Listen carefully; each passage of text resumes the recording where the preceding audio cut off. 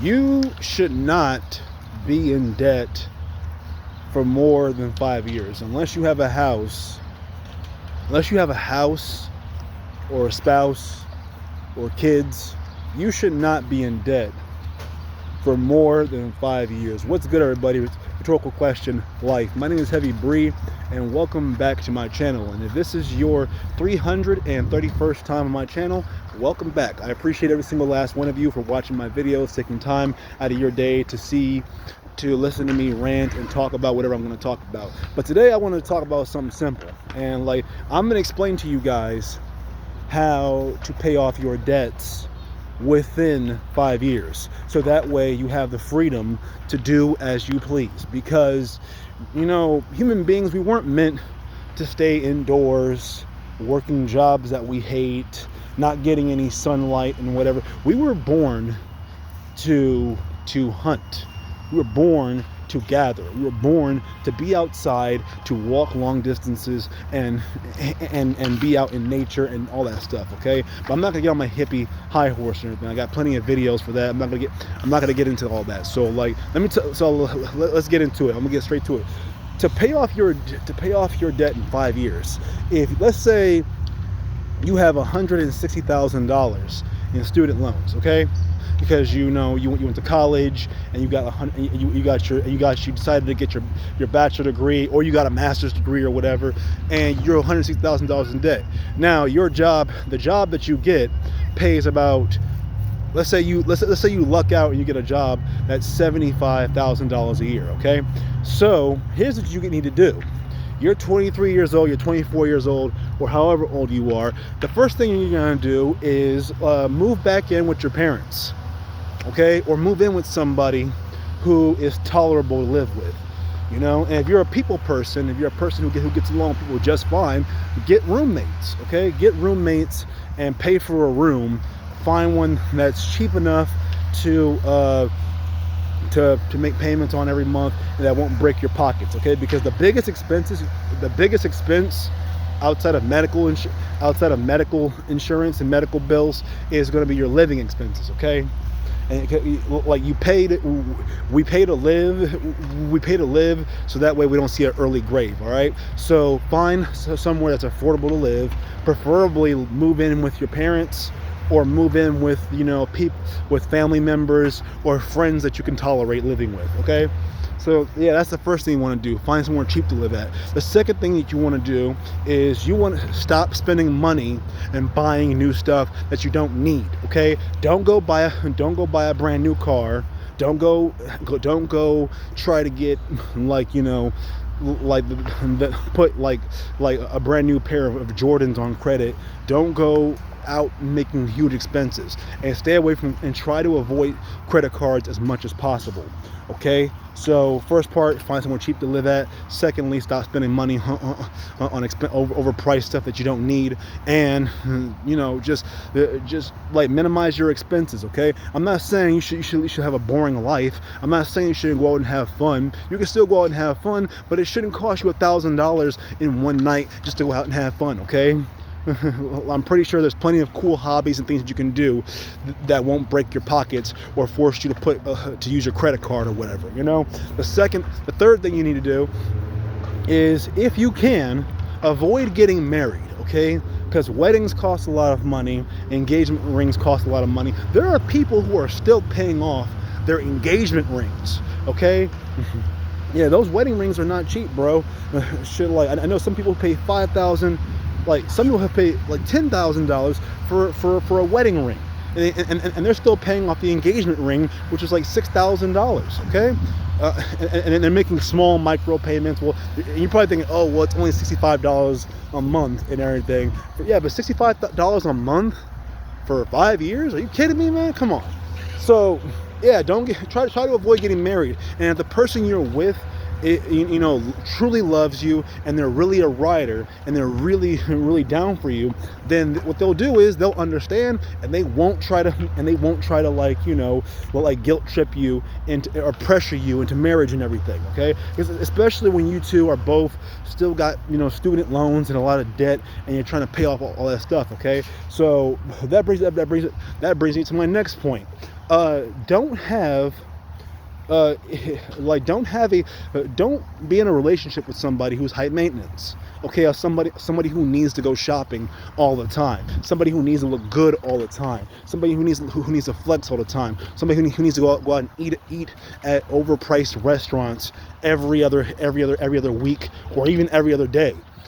Get yourself somebody who's simply okay with staying in and cooking. Somebody who's good at who's just your company, you and their company are enough for the both of you, and you guys love, or you guys have a friend group that's not too bougie or shallow,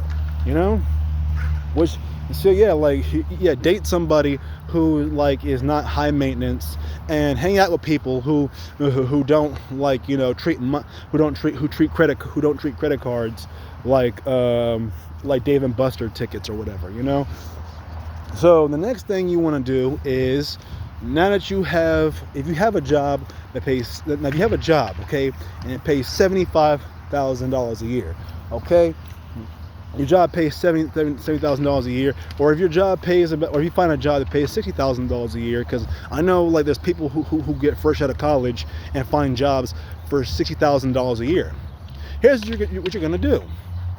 First, you're gonna take out about, if you're making $5,000 a month, you're gonna live off $1,000 a month. Okay, you're gonna live off. You're gonna after you've taken care of your basic necessities, your basic bills, cell phone bill, medical insurance, all that stuff. You're going to take out $1,000, and that $1,000 is gonna be the only money that you spend for an entire.